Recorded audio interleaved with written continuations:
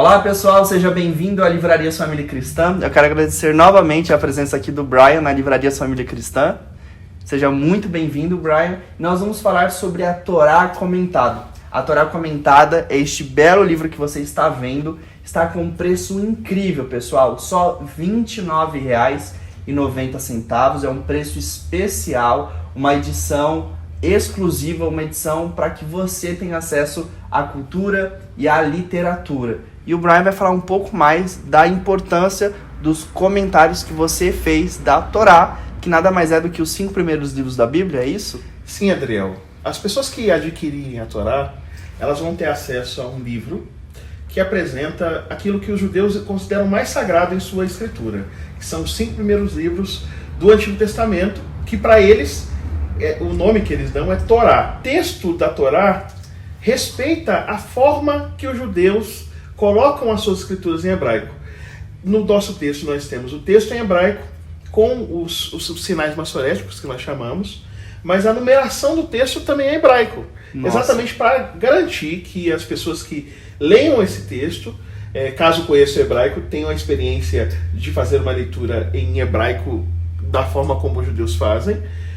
Mas se caso as pessoas não conheçam o hebraico, e nós entendemos plenamente que as pessoas podem estar aprendendo, por exemplo, ela tem do lado uma tradução em língua portuguesa do texto, uma tradução clássica, um clássico, uma tradução em língua portuguesa que é muito erudita, rebuscada, refinada, e ela foi escolhida exatamente para respeitar esse jeito que os judeus comunicavam sua palavra sagrada. Então esse livro, que você fez o comentário, a Torá, que você escreveu os comentários explicando, esmiuçando, aí trazendo aí mais luz e clareza, vale tanto para uma pessoa que sabe o hebraico, quanto para uma pessoa que não sabe, porque é uma edição comentada. Seria isso? Isso, ela é uma edição que tem o texto hebraico, caso a pessoa seja uma pessoa que tem acesso à língua.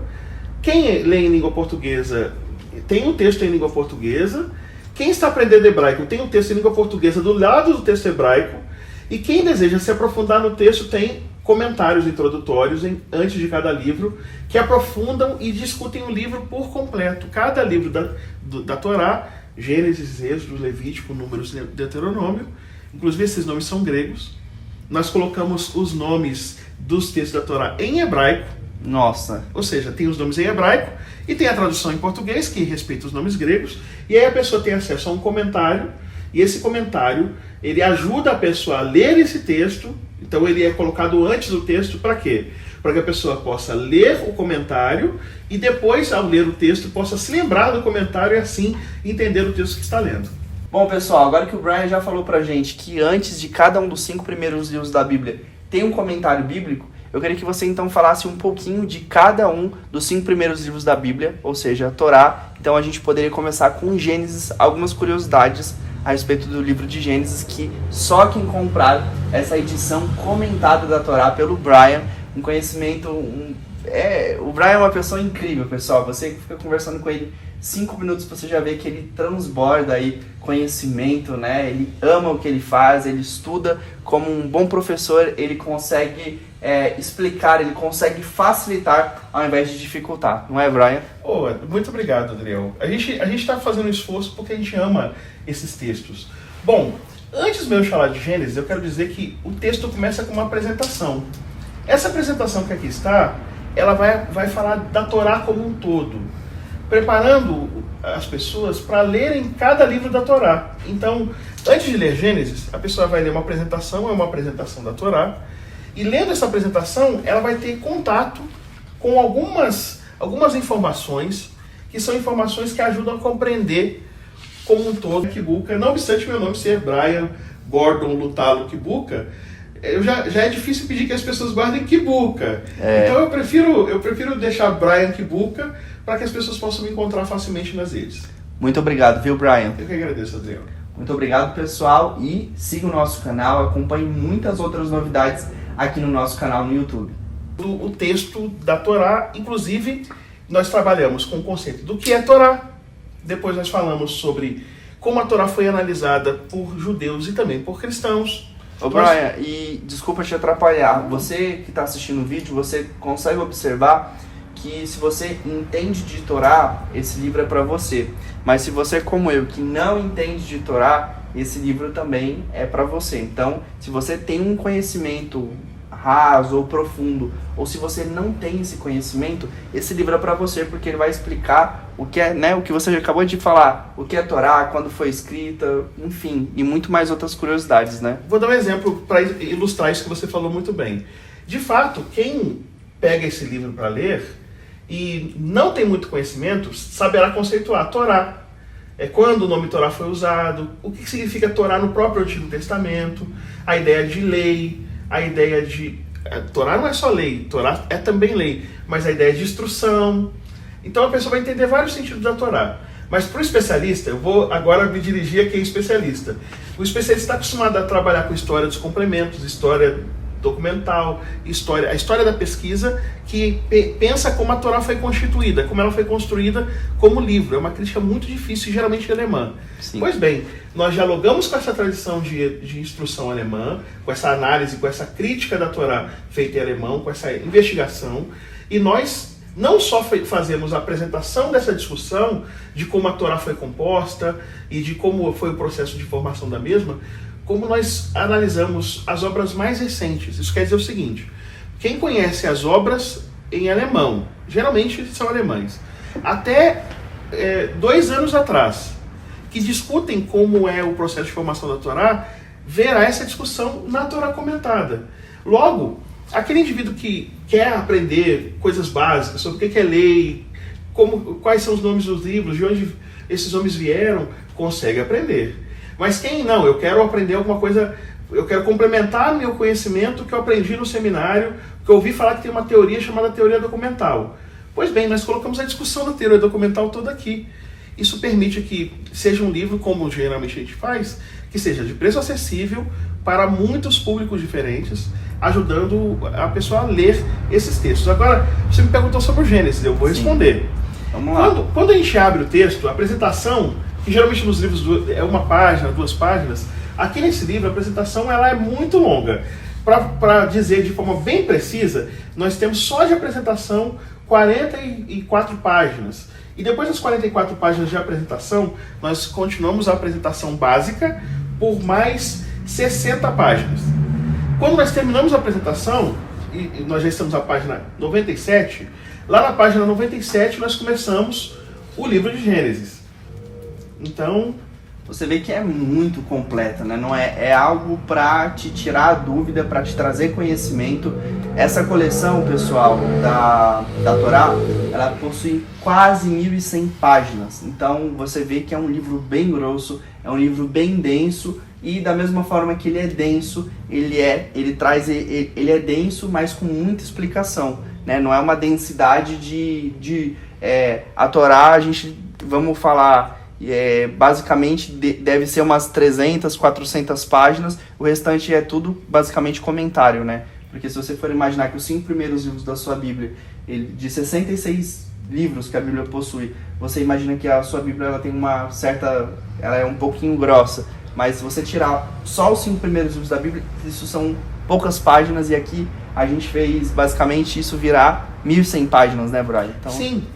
E quando a pessoa abre em Gênesis, a primeira página já é um manuscrito, um manuscrito estilizado, que tem os nomes sobre essa página. Gênesis, o nome em português, e Bereshit, o nome em hebraico. Ô Brian, qual é essa página para as pessoas que até que já compraram aí a própria Torá, que tem aí na sua casa? A gente está falando de qual página? Nós estamos falando da página que abre o livro de Gênesis, porque cada livro é dividido por uma página divisória, ok? Então, sim, é sempre assim, a página divisória que vai colocar Gênesis ou Bereshit. É como se fosse um rolo, porque de fato, Gênesis era um rolo. Então, esse primeiro rolo é essa primeira página, como se fosse a parte externa do rolo. E aí, quando ela abre essa página, vem a primeira página do comentário. Do comentário bíblico de Gênesis. De Gênesis. Aí, nesse comentário bíblico, que é um comentário relativamente extenso, nós fizemos de forma bem pedagógica, bem didática. O que nós discutimos? Nós apresentamos uma introdução, depois nós apresentamos o nome Gênesis, ou Bereshit, e uma fórmula que de alguma maneira aparece em todo o livro. É uma palavrinha hebraica que é Toledot. Quem conhece bem a narrativa da criação sabe que o tempo todo aparece assim: essas foram as gerações. Começa na criação, em Gênesis 2, capítulo número 2. Depois, várias vezes vai aparecer genealogias em Gênesis dizendo: essas são as gerações de fulano, essas foram as gerações de Beltrano. É uma palavrinha-chave que serve para fazer um catálogo daqueles personagens que estão sendo apresentados, que são os personagens que vieram surgir o antigo Israel. Então, isso vai aparecer em Adão, isso vai aparecer em Noé, isso vai aparecer em Abraão, isso vai aparecer em Ismael, isso vai aparecer em Isaac, vai aparecer em Esaú, vai aparecer em Jacó. Interessante, Brian. Não é uma informação muito observada, mas une o livro como um todo. O livro todo está unido por uma frase, que é uma frase interessante, porque ela vai aparecer... Seriam ciclos, né? São personagens da Bíblia que viveram em respectivas gerações, e essa palavra ela conecta toda, basicamente, faz todo o enredo, né? Sim. O enredo, a narrativa bíblica. E aí, Gênesis é um livro que passa por vários espaços. Então a gente discute a geografia de Gênesis. Interessante. Que espacialidades são essas onde os personagens de Gênesis estão atuando? Então nós chamamos de topônimos, os nomes de lugares. E os nomes de lugares em Gênesis não são apenas nomes, eles designam, na verdade, o sentido daquele espaço. Então, quando Abraão ele vai para uma determinada localidade e alguma coisa ele faz ali naquela localidade, por exemplo, o sacrifício de Isaac, o texto termina dizendo: por isso o nome desse lugar é Yahvé Jiré. Ou seja, ele está dizendo o nome do lugar, explicando que o nome do lugar aponta para uma história. O sacrifício do seu filho, que foi salvo por Deus, porque Deus substituiu o próprio filho do personagem, no caso Abraão, por um sacrifício animal. E logo, a gente chama isso de etiologia, que é quando nós temos uma referência ao espaço, que na verdade aponta para uma história. Então os nomes dos lugares não são apenas nomes de lugares, mas apontam para personagens e histórias que Gênesis apresenta. Muita gente não sabe disso. Então quando você visita... Eu não sabia disso. Quando você visita... Os nomes que estão em Gênesis de locais, geralmente são nomes de personagens ou alusivos a algumas histórias, que são histórias que estão presentes no próprio livro de Gênesis. Interessante. Nós vamos falar sobre famílias, nós vamos falar sobre a ideia de Deus, ou do Deus único. Nós vamos falar sobre... Não é um comentário teológico cansativo, para que a pessoa fique ali no final dizendo: nossa, eu não sei mais como guardar tantos nomes.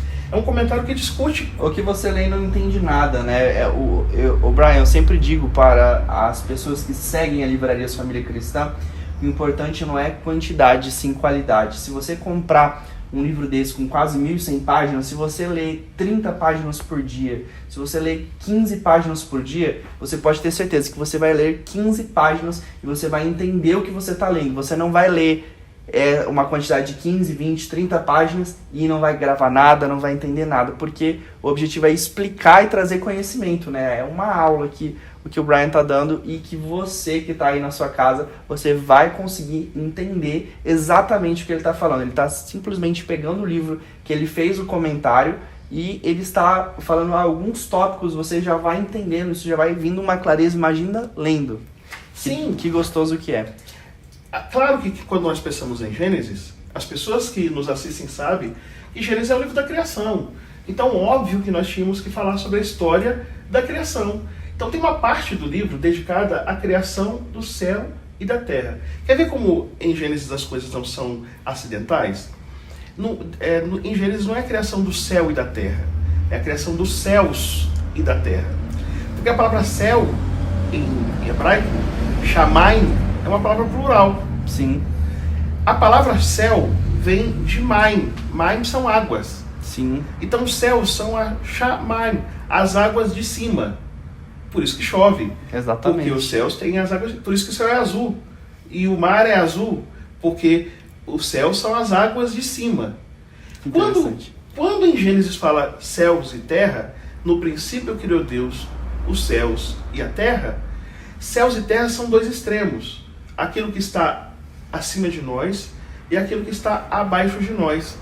O nome disso é merisma. Ou seja, quando você fala dos dois extremos para falar a totalidade. Todos os lugares, céus e terra, todo o tempo, dia e noite. Eu fiquei dia e noite lendo, ou seja, eu fiquei lendo todo o tempo. Eu andei céus e terra para te encontrar, ou seja, eu andei todos os lugares para te encontrar. Essa ideia aqui, presente no livro de Gênesis, é discutida cuidadosamente. Nós vamos colocar cada dia da criação e como esses dias podem ser compreendidos. Não compreendidos apenas naquilo que a gente costuma aprender, que é... O básico, né? É olhar além das escrituras, né? Olhar como funciona em conjunto, qual é a lógica. Eu posso explicar rapidamente. Ótimo, será um prazer. Geralmente, a criação é feita em tríades. Sim. Deus criou, por exemplo, o firmamento, as águas sobre o firmamento, as águas sob o firmamento. Deus criou a relva, as ervas que dão semente e as árvores que dão fruto. Deus criou o luzeiro para governar o dia, o luzeiro para governar a noite e as estrelas. Por que o tempo todo diz 3 coisas? Bom, quem conhece o livro de Gênesis sabe que no começo de Gênesis diz assim: no princípio criou Deus os céus e a terra. 2 coisas. São 2 elementos indicados. E a terra era sem forma e vazia. Ou seja, as forças do caos empataram com as forças da criação. Como é que Deus vence o caos? Criando tudo em tríades. Então, quando ele cria firmamento, águas do firmamento e águas sobre o firmamento, vence o caos. É uma maneira da poesia antiga de mostrar um Deus que é mais forte que o caos. E quando Deus criou o homem e a mulher, diz o texto que Deus criou o homem e a mulher. Homem e mulher são caos, mas pôs neles a sua imagem. Homem, mulher e imagem de Deus é criação divina. Ou seja, é para dizer que homem e mulher que apartam Deus vivem em caos. Mas quando trazem Deus para si, eles vencem o caos. Ou seja, o texto não é só para falar de um ato criador de forma científica, mas é para dizer que o Deus que criou todas as coisas e ordenou todas as coisas deve ser trazido para cada família. Bom, isso parece uma lição muito profunda e é. Com certeza. Mas ela vai ser compreendida de forma simples. É a teologia estudada de forma muito cuidadosa, muito profunda e com autores muito densos, mas traduzida de uma maneira que todo mundo pode entender. Incrível. E aí, eu vou continuar dizendo que nós sabemos também que quando nós pensamos em Gênesis, nós vamos pensar nos patriarcas. Vamos pensar em Abraão, Isaac e Jacó, e ainda tem de bônus a história de José. Esse ciclo dos patriarcas, que é um ciclo que está em Gênesis, ele é todo discutido na nossa edição da Torá Comentada. Porque nós entendemos que esse ciclo dos patriarcas é o que vai dar a nós conhecimento de que como foi a origem do antigo Israel. Abraão, por exemplo, nós falamos sobre Abraão aqui, o próprio nome de Abraão já diz que Abraão é o que de fato ele é. Ab, em hebraico, é pai. Am, em hebraico, é povo. Abraão é pai do povo. Ele, portanto, é o patriarca mais importante, mais antigo de Israel, e o próprio nome dele já diz isso, o pai do povo. Essas coisas que são simples quando ditas, mais difíceis de achar. Com certeza, são curiosidades que você só vai descobrir se você buscar o conhecimento. E a Torá vai trazer esse conhecimento, a Torá comentada. E a noção de um comentário que é dado antes da pessoa ler, é para a pessoa não se enrolar com o texto, com a leitura do texto, porque a pessoa vai lendo o texto, aí tem um texto hebraico, e embaixo tem um comentário, a letra é menor, a pessoa vai ficando perdida no meio de tanta informação, e não consegue ter uma fluidez na leitura. Então nós preferimos colocar todas as informações antes do próprio texto, para que a pessoa leia, entenda, e depois, quando ler o texto do livro correspondente, ela compreenderá porque ela já leu todas as informações necessárias para compreender aquele texto. É muito incrível. É um jeito muito mais fácil de você entender o que você vai ler nas páginas seguintes. Você tem aí tudo mastigadinho, tudo explicado, para depois em si entrar o texto comentado e uma edição bilíngue. Bilíngue. Quando nós vamos para o livro de Êxodo, saindo um pouco de Gênesis, indo para Êxodo, nós temos o mesmo esquema. Interessante. No livro de Êxodo, nós fizemos a mesma coisa. Colocamos um rolo estilizado, de um lado o nome do livro em língua portuguesa, Êxodo, e do outro lado o nome do livro em hebraico, escrito em hebraico, Shemot. Shemot significa, as primeiras palavras do livro de Êxodo são essas palavras que estão indicadas. O nome do livro são as primeiras palavras do livro. Interessante. E nós vamos fazer no comentário do livro de Êxodo algo que é até mais profundo do que no livro de Gênesis. Por que mais profundo? Porque o livro de Êxodo é um livro um pouco mais denso, com uma história um pouco mais complexa, e que se relaciona com a história dos outros 3 livros que nós vamos comentar em seguida. Os 3 livros seguintes.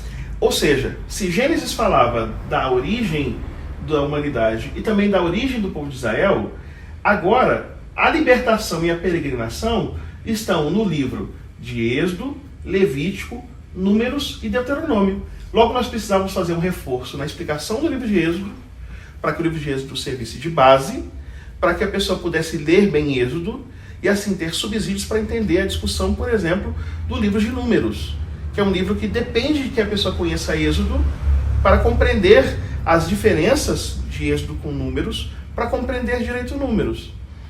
Muito interessante. Então você está vendo que é importante você começar do começo. Começa com Gênesis, vai para Êxodo e assim sucessivamente. Cada um dos livros vai te preparando para o seguinte. Isso, e quando nós observamos o livro de Êxodo, é um livro muito bonito, muito marcante. E nós tentamos reproduzir no nosso comentário essa beleza que era o livro. Logo, quando passamos da introdução, a gente já parte para a estrutura e para o conteúdo do livro. Ou seja, uma introdução bem curta, para que já na segunda página, quando nós chegamos à página 142, nós temos estrutura e conteúdo do livro de Êxodo. Nessa estrutura e conteúdo, nós vamos falar sobre como todo o livro é estruturado, ajudando a pessoa a entender que quando esse livro foi escrito a partir de um plano. Não era assim, eu vou sair escrevendo as histórias sem relação uma com a outra, de qualquer jeito. Não. Quem escreveu esse livro é atribuído tradicionalmente a Moisés. A tradição atribui a Moisés.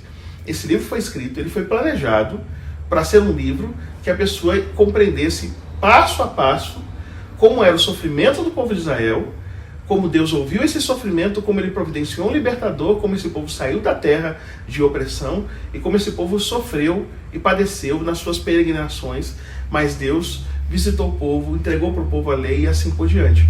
Logo, a estrutura é importante. Sem a estrutura do livro, nós teríamos muitas dificuldades, grandes dificuldades, para conseguir compreender até os comentários que nós vamos fazer de algumas curiosidades ou questões pontuais do livro de Êxodo. Eu quero destacar uma outra coisa também importante, fechando essa parte introdutória. Na página 345, nós temos o chamado quadro histórico. O que é quadro histórico? Nós fizemos uma indicação de forma ampla das coisas que estão postas em Êxodo, de forma tal a pessoa compreender qual é o recorte histórico que Êxodo tenta construir, tenta estabelecer para que as pessoas estejam tendo a indicação de qual é o tempo, de qual é o espaço, e de como esse tempo e espaço se organizam dentro do livro. Uma cronologia, basicamente. Uma cronologia, mas em vez de ser no formato de tabela, nós fizemos isso em um formato de texto, para que as pessoas pudessem perceber no formato de texto as referências bíblicas, e se ela quiser parar a leitura e ler a referência bíblica, ela saberá que a partir daquela parte, por exemplo, começa tal assunto e é tal evento histórico, ou é a tal evento histórico que o texto se menciona ou se dirige. Faz uma conexão, né? Faz uma conexão. E aí é óbvio que o texto não é um texto só de história, não é um texto só de estrutura. O texto é também um texto que tem uma coisa que eu considero como das mais importantes e que vai servir não para a Torá, mas para a Bíblia inteira, que é a noção de vocação. Porque nós destacamos aqui que Moisés não é um libertador do povo porque ele foi uma pessoa hábil. Ele é libertador do povo porque Deus o chamou. E quando ele disse, eu não tenho habilidade, eu não vou conseguir, Deus vai dizer que quem iria fazer isso por ele era o próprio Deus. Então nós destacamos a vocação de Moisés no nosso comentário de Êxodo, da Torá comentada. Legal, vamos para o próximo livro então? Ok. Então, em seguida, depois de nós discutirmos o livro de Êxodo, que é chamado de Shemot, nós vamos para o livro de Levítico, mais um desses livros que tem um nome em língua portuguesa e também um nome hebraico. O nome em língua portuguesa é o nome Levítico, mas o nome do livro em hebraico é Vaikra. Vaikra.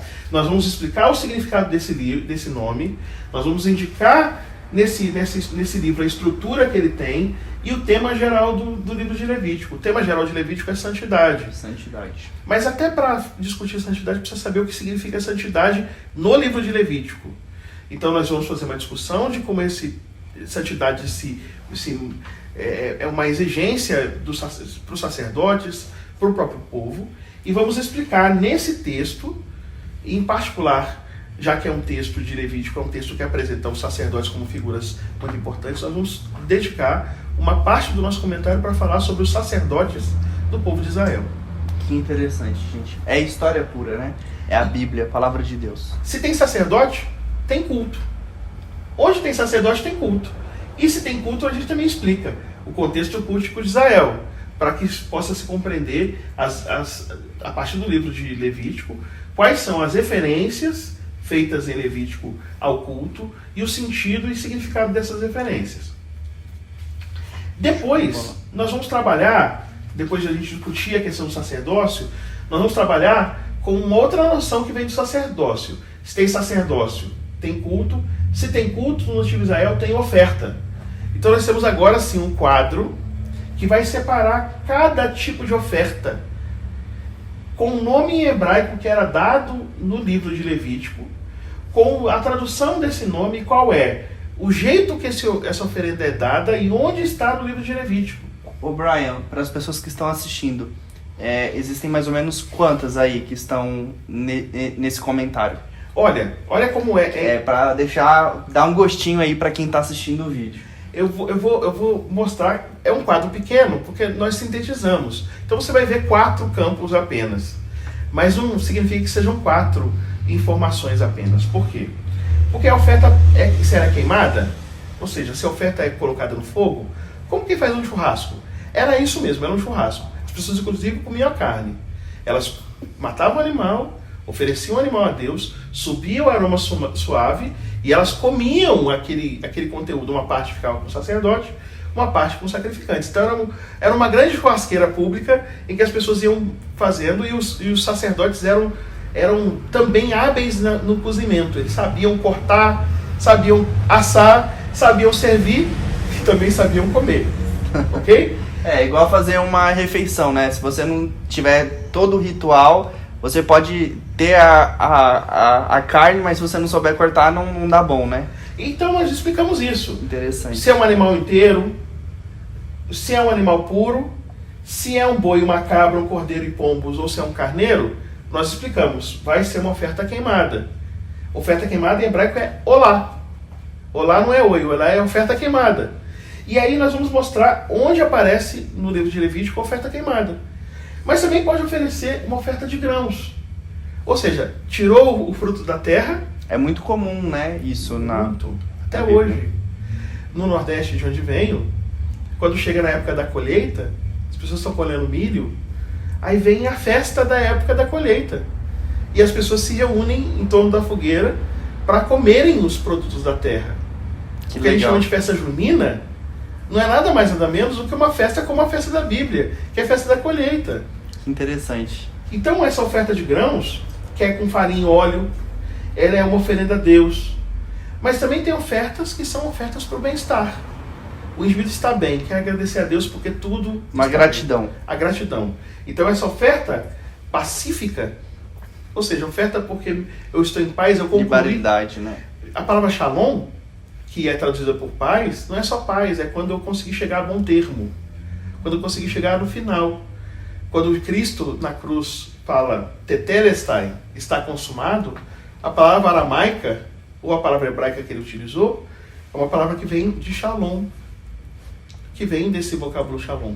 Então a oferta de paz não é só oferta porque eu estou em paz, é porque eu concluí um bom negócio, porque eu concluí uma boa viagem, fiz uma boa viagem, concluí uma jornada, porque eu consegui fazer o que eu pretendia fazer. E aí oferece o quê? Oferece um animal. Oferece um animal e junta pessoas para consumir esse animal em comunhão. Olha que riqueza, nós podemos mostrar mais do que simplesmente aqueles nomes difíceis. Nós estamos mostrando, respeitando o conhecimento mais acadêmico, nós estamos respeitando o leitor que quer compreender esses sacrifícios no livro de Levítico, que lia Levítico e dava dor de cabeça porque não conseguia entender tantos nomes. É oferta pacífica para lá, é oferta pelo pecado para cá, é oferta de reparação ali, é oferta na época das festas acolá, e as pessoas se confundiam. Pois bem, nós temos quadro explicativo para isso, e outros tantos quadros explicativos para coisas mais difíceis. Que interessante. Isso, livro de Levíticos e Números. Quando nós vamos para Números, há em Números que eu considero o capítulo mais desafiador e que eu mais gostei de escrever, não que eu não tenha gostado dos outros. Demais. Temos a mesma coisa. Nós temos lá a página de Números, que é a página que vai apontar o nome do livro em língua portuguesa. E também vai apontar o nome do livro em hebraico. E aqui já temos a primeira grande descoberta. O nome do livro hebraico, que é um nome interessante porque faz alusão a um lugar que muita gente diz que está nele, no deserto. O nome do livro hebraico é Bamidbar, é no deserto. Só que é o seguinte, nós começamos a comentar Números apontando que esse nome não é acidental. São as primeiras palavras do livro, mas esse nome não é acidental. E direi por quê. Primeiro porque o povo está no deserto. Então é natural que Números se chame no deserto. Segundo que o deserto, a palavra deserto em hebraico, não é uma palavra qualquer. Adriel, quando eu falo palavra em hebraico é davar. Davar. Midvar é davar. Mid, em hebraico de mi é em. Então, o deserto é o lugar da palavra. Por que o deserto é o lugar da palavra? Porque como é um lugar ermo, o que se diz no deserto, nós somos obrigados a ouvir, porque não vai ouvir mais nada, além do som do vento. Então, o livro de Números é o livro que o povo é levado para o deserto, e no deserto, a palavra que eles rejeitam dos mandamentos, que é os mandamentos são dados para eles e eles não conseguem compreender, enquanto eles estão em peregrinação no deserto, eles vão ouvir essa voz divina. Então não é por acaso que os profetas começavam sua missão no deserto. Não é por acaso que Jesus, antes de começar o seu ministério, passou pelo deserto.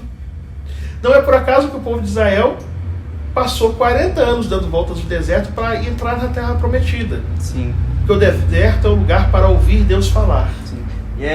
E quando a gente compara com o que você está falando e quando nós dizemos que nós estamos no deserto, que nós estamos naquele momento de dificuldade, de tribulação, é o momento em que nós buscamos e ouvimos mais a Deus para que Ele nos dê a direção para passar por esse deserto ou por essa adversidade. Sim, e o livro de Números, ele é difícil porque ele é um livro que apresenta não só esse local como local de peregrinação, mas ele também é um livro que vai mostrar o povo se deslocando no deserto e as histórias que acontecem com o povo enquanto eles se deslocam.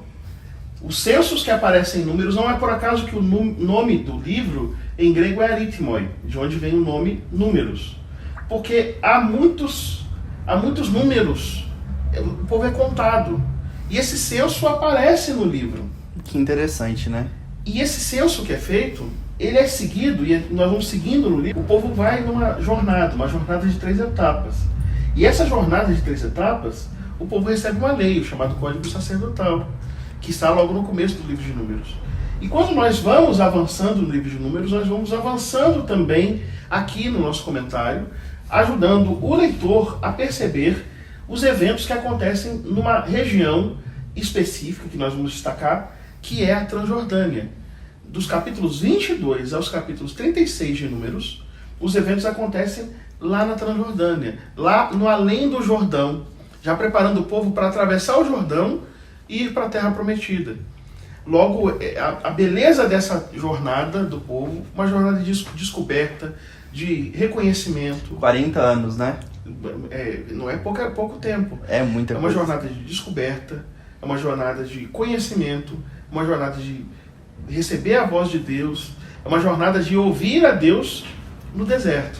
Sim. Sim. E nós podemos ir para o último livro. Por fim, vamos agora ao último livro, né, Brian? Isso, o livro de Deuteronômio. Deuteronômio é o nome em português do livro. O nome do livro em hebraico é Devarim. Devarim são palavras. Se davar é palavra, Devarim são palavras. Esse livro do Deuteronômio é um livro que, de alguma maneira, ele fecha bem, mas ao mesmo tempo não fecha completamente essa coleção. Uma discussão que se faz, e que nós apresentamos na apresentação do livro, nós fazemos essa discussão na apresentação do livro, é a seguinte, Adriel. Gênesis, Êxodo, Levítico, Números e Deuteronômio são livros que eles terminam, mas não terminam. Eles termina, mas não acaba. Termina, mas não acaba. Por quê?